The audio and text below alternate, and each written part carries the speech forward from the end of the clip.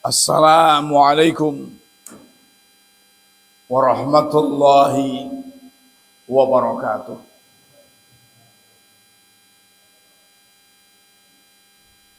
Innal hamdalillah nahmaduhu wa nasta'inuhu wa nastaghfiruh wa na'udzu billahi min syururi anfusina wa min sayyiati a'malina.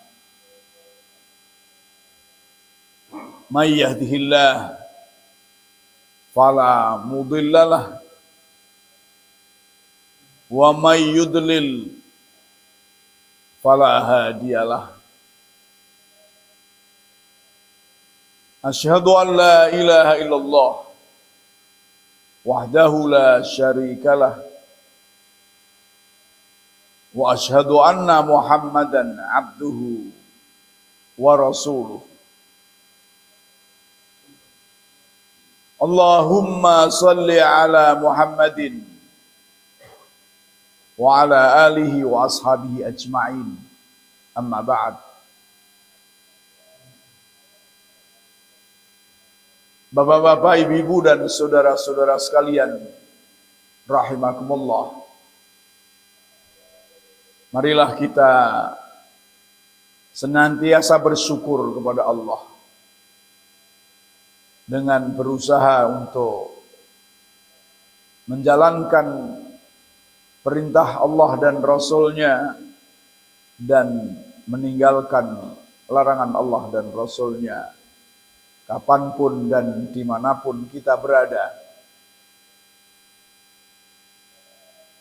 Salawat dan salam semoga terus tercurahkan kepada Nabi kita Muhammad sallallahu alaihi wasallam, keluarganya, para sahabatnya, dan umatnya yang setia mengikuti sunnah-sunnahnya. Bapak-bapak, ibu-ibu dan saudara-saudara sekalian rahimakumullah. Pada pagi ini kita kaji tentang jalan-jalan menuju neraka atau sarana perilaku yang bisa membawa kita ke neraka. Ini kita sampaikan biasanya jalan menuju surga.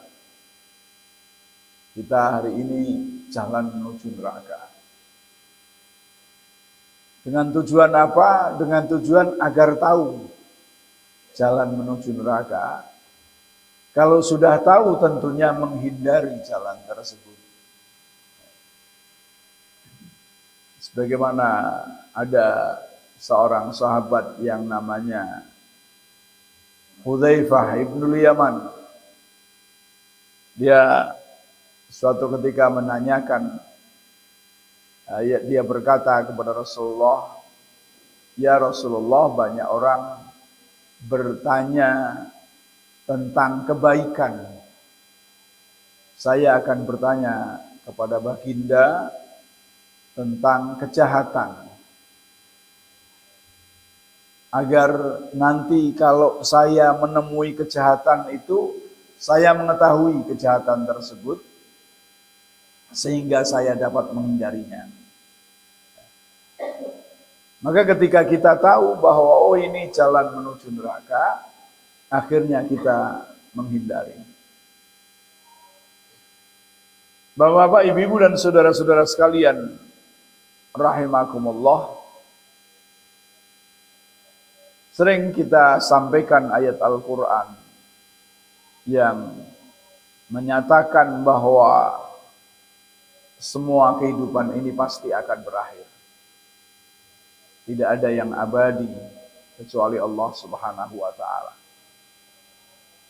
Dalam surah Al-Qasas ayat 87 dan 88 Allah berfirman, "Wala yasuddannaka an ayatillah ba'da idh unzilat ilaika wad'u ila rabbika wala takunanna minal musyrikin wala tad'u ma'allahi ilahan akhar la ilaha illa huwa kulla syai'in halikun illa wajhah lahul hukmu wa ilaihi turja'un.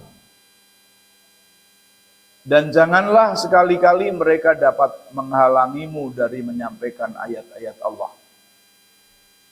Sesudah ayat-ayat itu diturunkan kepadamu, dan serulah mereka kepada jalan Tuhanmu, dan janganlah sekali-kali kamu termasuk orang-orang yang mempersekutukan Tuhan. Janganlah kamu sembah di samping Allah, di samping menyembah Allah, Tuhan apapun yang lain. Artinya jangan menyekutukan Allah. Tidak ada Tuhan yang berhak diibadahi, disembah, melainkan hanya Allah Subhanahu wa ta'ala. Tiap-tiap sesuatu pasti binasa. Tidak ada yang abadi kecuali Allah Subhanahu wa ta'ala. Baginya lah segala penentuan, dan hanya kepadanya lah kamu dikembalikan. Juga dalam ayat, yakni surah Ghafir atau Al-Mu'min ayat 40, man amila sayyi'atan fala yujza illa mislaha wa man amila salihan min dzakarin aw untha wa huwa mu'min fa ulaika yadkhulunal jannah yurzaquna fiha bighairi hisab. Barang siapa mengerjakan perbuatan jahat, maka dia tidak dibalas melainkan sebanding dengan kejahatan itu.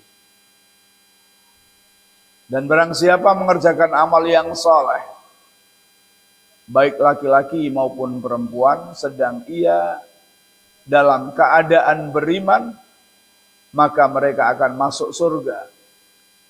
Mereka diberi rizki di dalamnya tanpa hisab, tanpa terbatas. Maka dengan tiga ayat yang kita sampaikan ini, dapat kita jelaskan perjalanan manusia setelah mati. Kita menghadapi mati, ya. Sudah hidup di dunia, ya. Kemudian mati, ya, yang diawali dengan sakaratul maut. Lalu kemudian masuk alam barzah, alam kubur. Kemudian hari kiamat dibangkitkan, masuk ke mahsyar. Nah, setelah di mahsyar, kita bisa ke surga, bisa ke neraka. Setelah mahsyar ini hanya ada dua, surga dan neraka. Kalau ada ashabul a'raf, ashabul a'raf berakhir dengan surga akhirnya. Maka surga dan neraka itu tempat akhir, tempat akhir kita. Nah, kita sering, tadi saya sampaikan, sering berbicara tentang jalan ke surga. Sekarang kita belajar tentang jalan ke neraka. Allah berfirman, nahnu awliya'ukum fil hayatid dunya wa fil akhirah. Walakum fiha ma tastahi anfusukum walakum fiha ma tad'un nuzulam min ghafurir rahim. Ini adalah orang-orang beriman. Kamilah pelindung-pelindungmu dalam kehidupan dunia dan akhirat. Di dalam surga kamu memperoleh apa yang kamu inginkan. Dan memperoleh pula di dalamnya apa yang kamu minta. Sebagai hidangan bagimu dari Tuhan yang Maha Pengampun, lagi Maha Penyayang.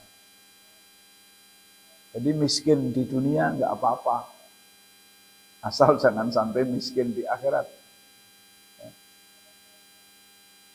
Karena dunia sifatnya hanya sementara, tapi akhirat itu abadi. Di akhirat kita akan bisa mendapatkan apa saja yang kita inginkan kalau kita masuk ke dalam surga. Sebaliknya, yang di neraka itu juga akan mendapatkan siksaan yang bermacam-macam siksaan. Tidak ada yang mengenakkan sama sekali. Ya minumannya, ya makanannya, ya tempat tinggalnya, ya segalanya, nggak ada yang menyenangkan. Tidak mati, tapi juga tidak hidup karena penuh dengan siksaan. Salah satu gambaran siksa misalnya dalam surah An-Nisa ayat 56, Innal ladzina kafaru bi ayatina sawfa nuslihim nara kullama nadijat juluduhum baddalnahum juludan ghairaha liyadhuqul adzab innallaha kana azizan hakima. Sesungguhnya orang-orang kafir atau orang-orang yang kafir kepada ayat-ayat kami, kelak akan kami masukkan mereka ke dalam neraka. Setiap kali kulit mereka hangus, kami ganti kulit mereka dengan kulit yang lain, supaya mereka merasakan siksa, merasakan adab. Sesungguhnya Allah Maha perkasa lagi Maha bijaksana. Ini salah satu bentuk siksa dan masih puluhan bentuk-bentuk siksa yang lain. Bapak-bapak, ibu-ibu dan saudara-saudara sekalian rahimakumullah, bagaimana upaya kita untuk menghindari neraka ini? Maka di antara upaya tersebut adalah mengetahui hal-hal yang akan memasukkan kita ke dalam neraka. Di antaranya disebutkan kullu nafsin bima kasabat rahina illa ashabal yamin fi jannati yatasaalun anil mujrimin ma salakakum fi saqar qalu lam naku minal musallin wa lam naku nut'imul miskin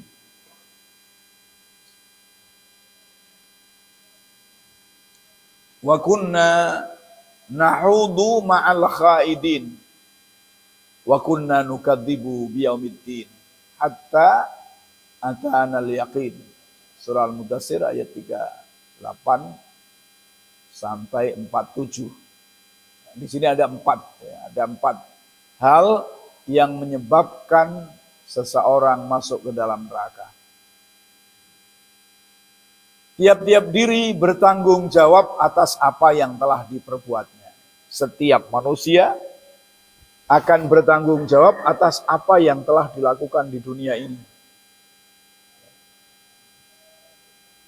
Kita akan dimintai laporan tanggung jawab atas apa yang kita lakukan. Kecuali golongan kanan berada di dalam surga. Mereka tanya menanya tentang keadaan orang-orang yang berdosa. Ini golongan kanan ini berhasil, tidak akan dimintai pertanggungjawaban karena sudah ternilai dengan baik, yakni orang yang menerima buku catatannya dengan tangan kanannya, diberikan dengan tangan kanannya. Karena apa? Karena perbuatannya di dunia itu diridhoi oleh Allah Subhanahu wa taala. Lalu orang di dalam surga itu tanya menanya tentang orang-orang yang berdosa. Apakah yang memasukkan kamu ke dalam sakor? Nama salah satu neraka adalah neraka sakor dan neraka jahanam dan neraka sakor. Mereka menjawab, kami dahulu tidak termasuk orang-orang yang mengerjakan sholat. Dan kami tidak pula memberikan makan kepada orang miskin. yakni tidak mau mengeluarkan zakat, tidak mau mengeluarkan infak. Dan adalah kami membicarakan yang batil bersama dengan orang-orang yang membicarakannya, dan kami mendustakan hari pembalasan, mendustakan hari kiamat, hingga datang kepada kami kematian. Baik, 4 hal itu kita bahas satu persatu. Jalan pertama yang mengantar ke neraka adalah meninggalkan sholat, melalaikan sholat. Nah, sholat ini amat sangat penting. Di dalam sholat ada takbiratul ihram sebagai simbol hubungan dengan Allah Subhanahu wa taala. Kemarin kita belajar tafsir, mufassir mengatakan kalau kau ingin berbicara dengan Allah, dirikan sholat. Karena di situ mulai takbiratul ihram kita berhubung langsung dengan Allah Subhanahu wa taala. Kemudian apabila kita ingin diajak bicara oleh Allah, maka bacalah Al-Quran, karena Al-Quran itu mengandung kalamullah.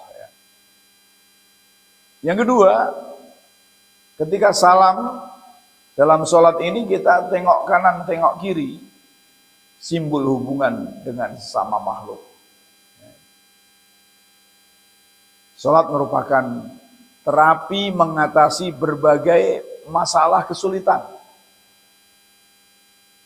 Kalau kita sadari, wasta'inu bis-sabri was-salat wa innaha lakabiratun illa 'alal khashiyin.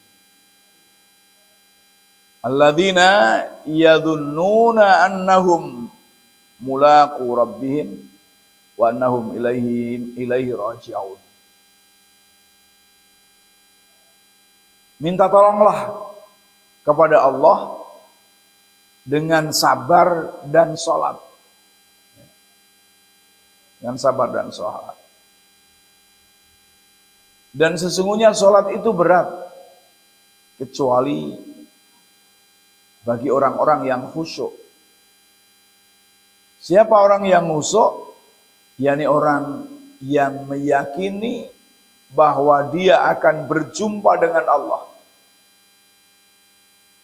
dan meyakini bahwa dia akan kembali kepada Allah Subhanahu wa taala untuk dimintai pertanggungjawaban tadi. Nah, kan menjadi kita khusyuk ketika kita meyakini akan mati, gampangnya lah mati dan nanti dibangkitkan kembali. Maka menjadi khusyuk sholatnya. Nah, kita katakan bahwa sholat merupakan terapi mengatasi berbagai masalah. Kesulitan rizki, ada sholat yang namanya sholat duha, ada sholat yang namanya sholat hajat. Itu mengatasi kesulitan membuat keputusan. Ada sholat istikharah. Ada sholat istikharah. Kebutuhan ada sholat hajat. Maka terapi seluruhnya. Terapi olahraga, iya.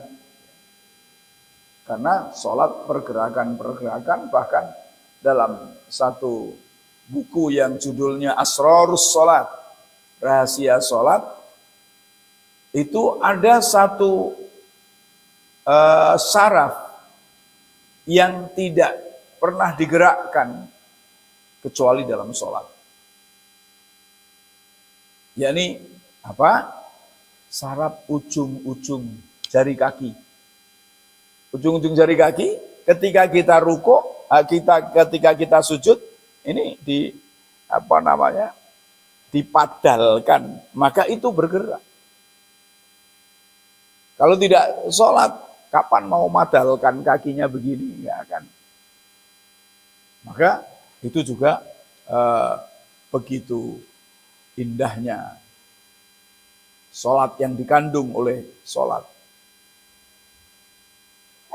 Begitu pula pada buku tentang sholat khusyuk, dulu pernah bestseller di Indonesia, yakni dikarang Abu Sangkan, itu juga menjelaskan beberapa rahasia sholat dihubungkan dengan masalah kejasmanian. Ya. Tapi tentunya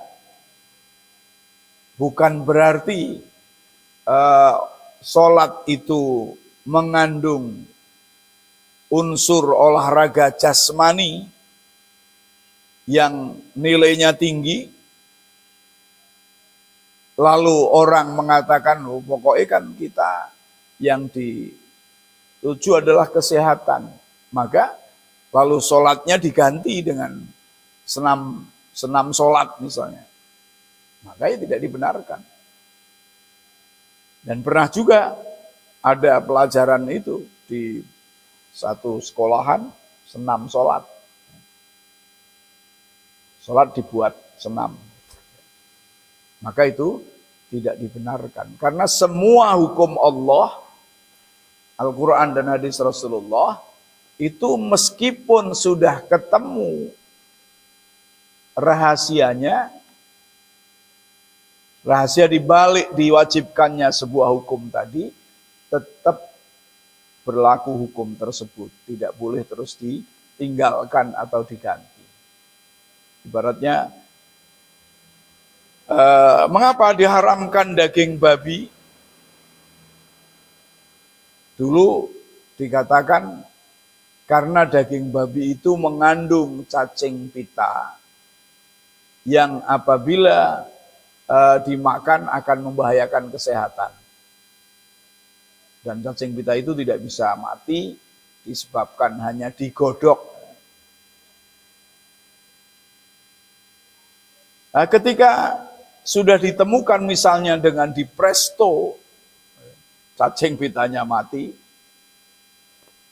tidak berbahaya lagi bagi kesehatan, apakah terus menjadi halal? Ya tidak halal.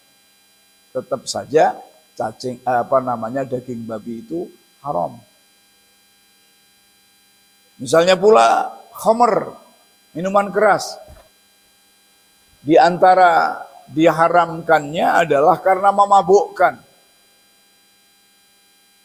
Lalu kalau khamr sudah tidak memabukkan, apakah menjadi halal?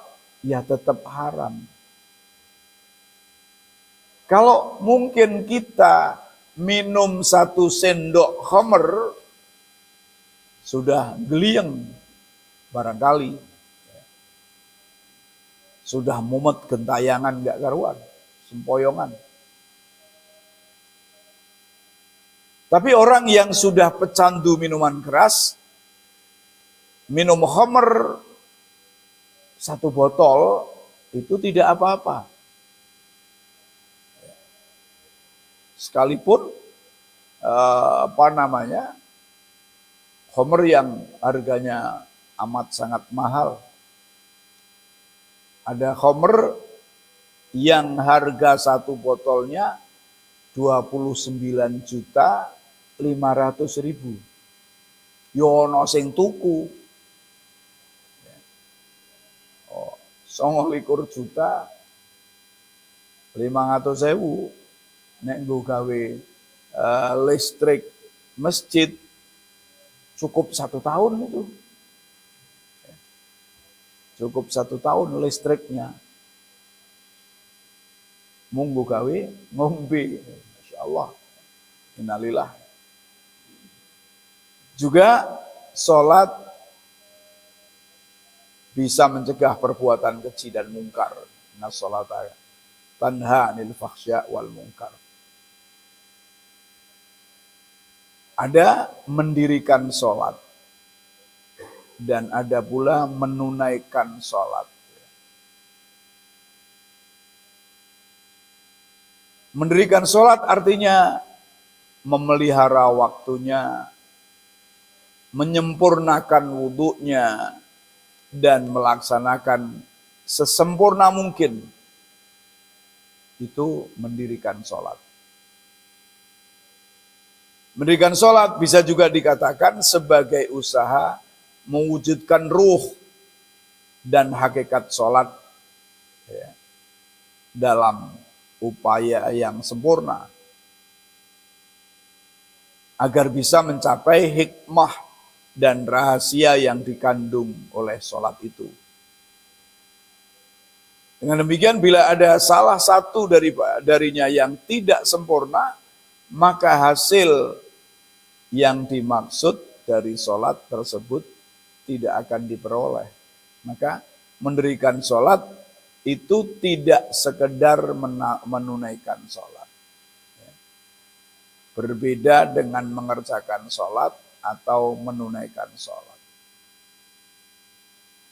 Orang yang sekedar mengerjakan sholat, ibarat orang yang membuat tiang bangunan. Lantas ia kebingungan mau diapakan tiang tersebut. Tiang tersebut tidak berarti apa-apa bagi dia. Lalu diletakkan begitu saja. Kan dikatakan dalam hadis, as-sholatu imaduddin. Faman aqamaha faqad aqamad-din, wa man tarakaha faqad hadamad-din. Salat itu merupakan tiang agama. Barang siapa yang mendirikannya, maka dia telah menegakkan agama. Dan barang siapa yang meninggalkannya, dia telah menghancurkan agama. Jadi ibarat orang buat tiang. Ketika tiang itu tidak dipasang, maka ya nggak ada gunanya. Bila mau difungsikan sebagai tiang, ia harus ditancapkan. Jika tidak tegak ditancapkan, maka bukanlah tiang namanya. Kalau ditancapkan tapi miring kayak begini juga tidak namanya tiang. Namun ia tidak tahu akan ditancapkan kemana tiang tersebut karena ia belum memiliki fondasi. Karena itu fondasinya akidah yang kuat. Kalau akidahnya kuat, sholatnya berdirinya kuat. Bahkan akidah itu yang terpenting.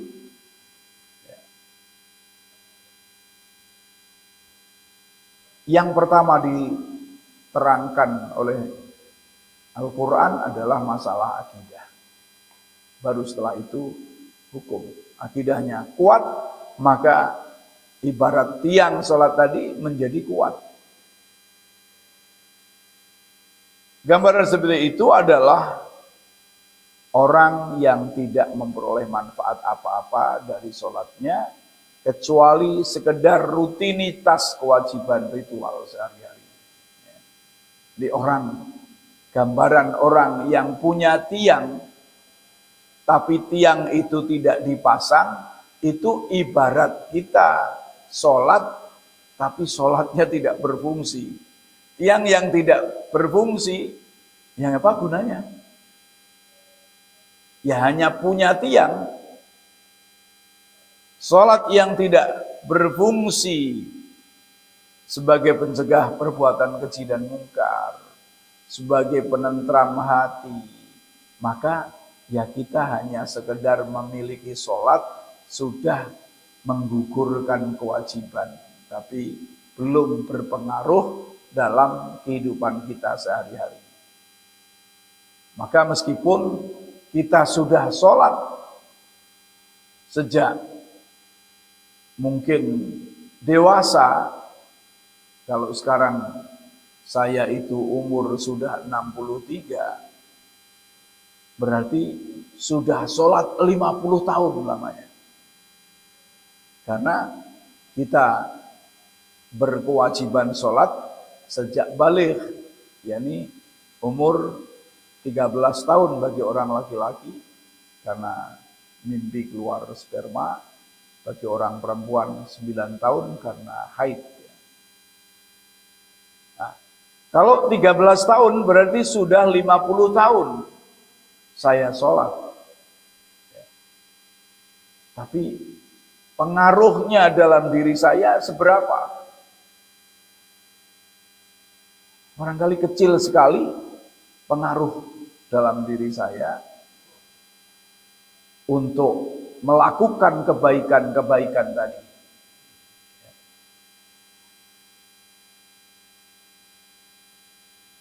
Maka sholatnya tidak membawa dampak apa-apa bagi perilaku kehidupannya.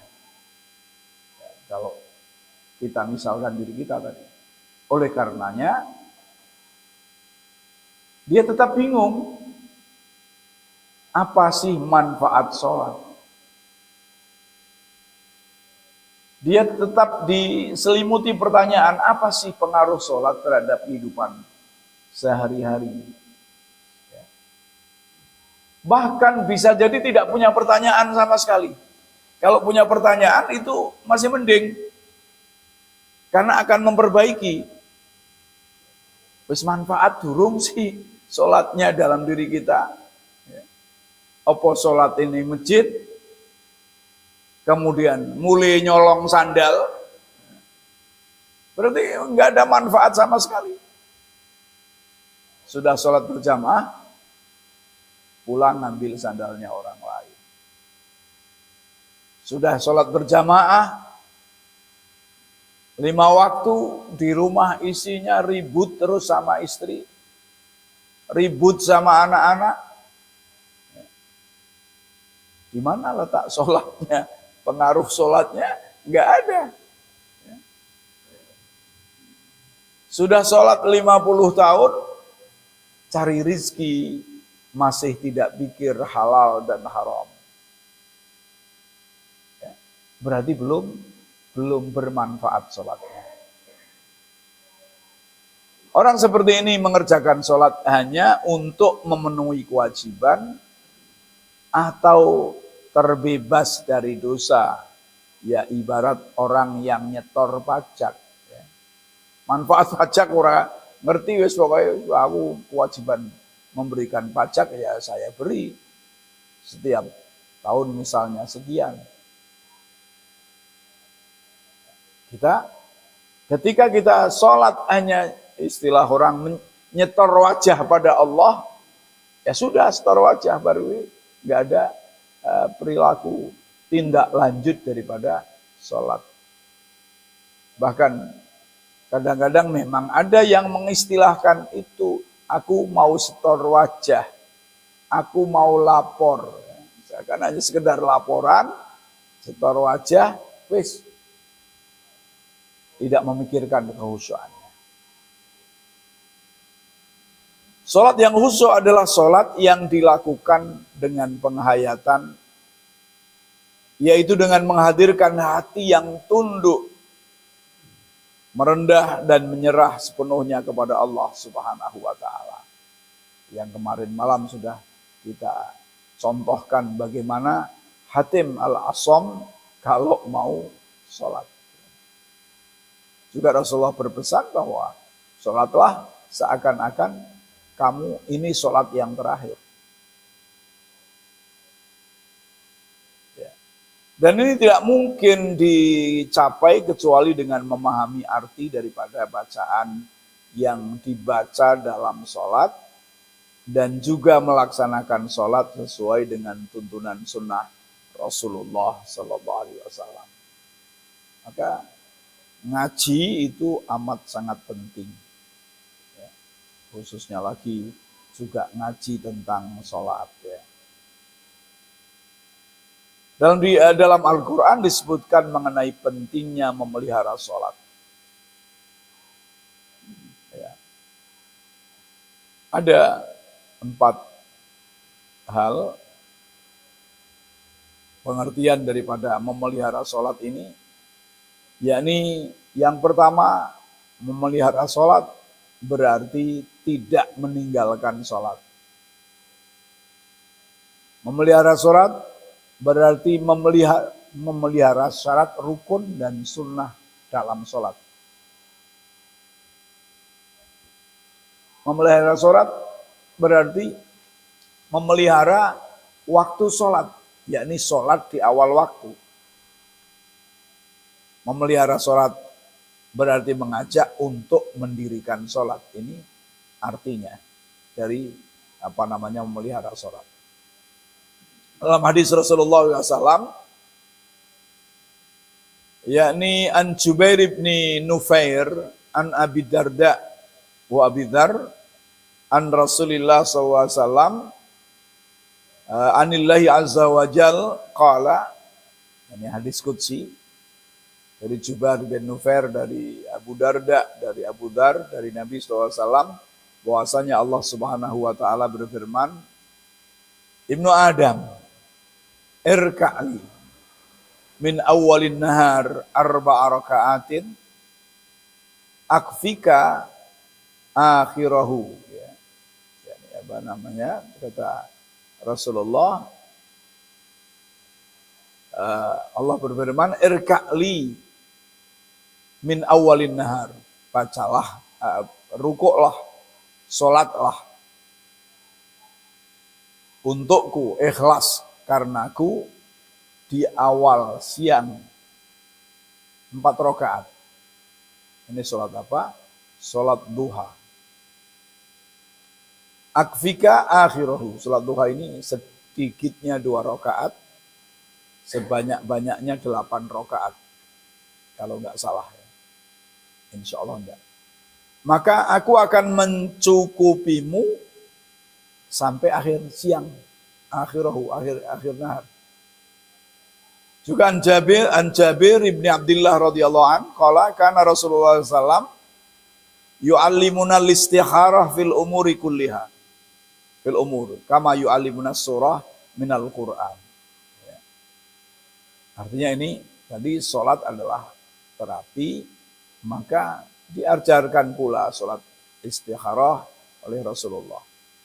Rasulullah mengatakan, apabila seseorang di antara kamu berkeinginan untuk melakukan suatu urusan, ya, memutuskan falyarka rakaatain min ghairil fardhah, supaya salat 2 rakaat selain salat fardu, summa liyaqul, kemudian supaya berdoa, Allahumma inni astakhiruka, ya Allah, aku mohon pilihan kepada Engkau dengan ilmu Engkau, dan mohon kemampuan kepada Engkau dengan kekuasaan Engkau, dan memohon kepada Engkau dari karunia Engkau yang agung.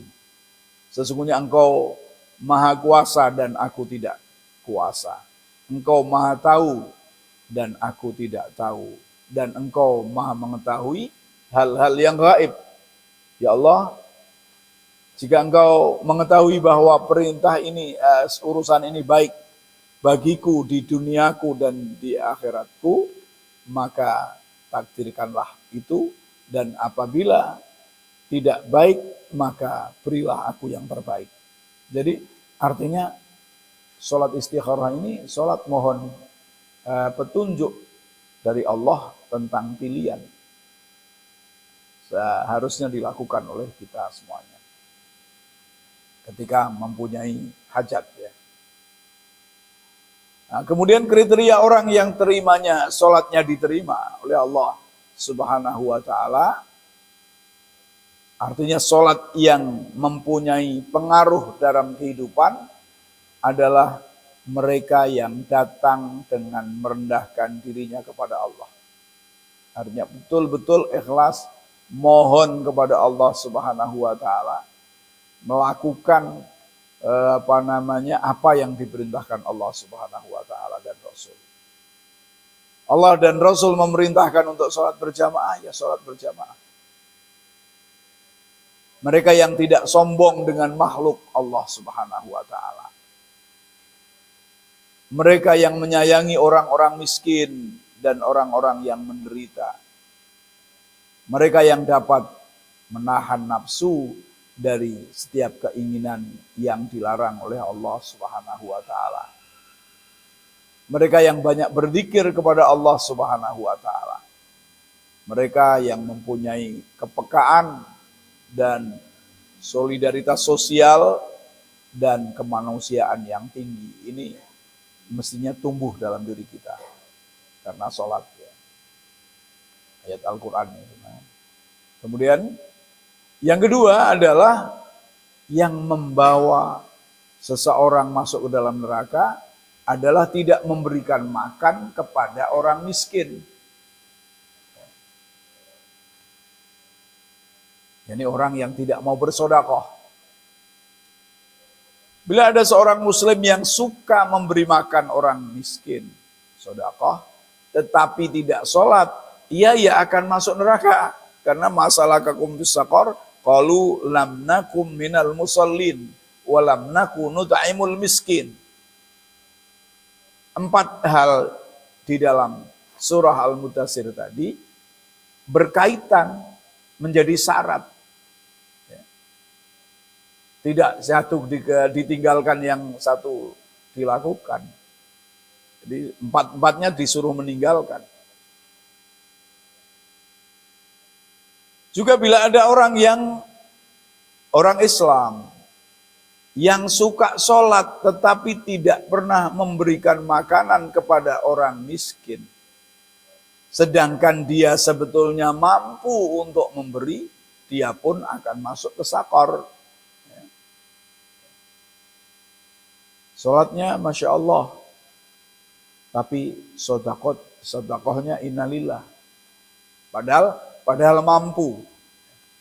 Kalau tidak mampu ya lain lagi. Tapi pada hakikatnya mampu semuanya itu. Ya, sering saya sampaikan bahwa sodakoh itu mampu. Tapi kebanyakan orang tidak mau. Infak itu mampu, tapi banyak orang yang tidak mau. Kenapa mampu? Karena sedekah infak itu tidak terbatas. Tidak terbatas jumlahnya.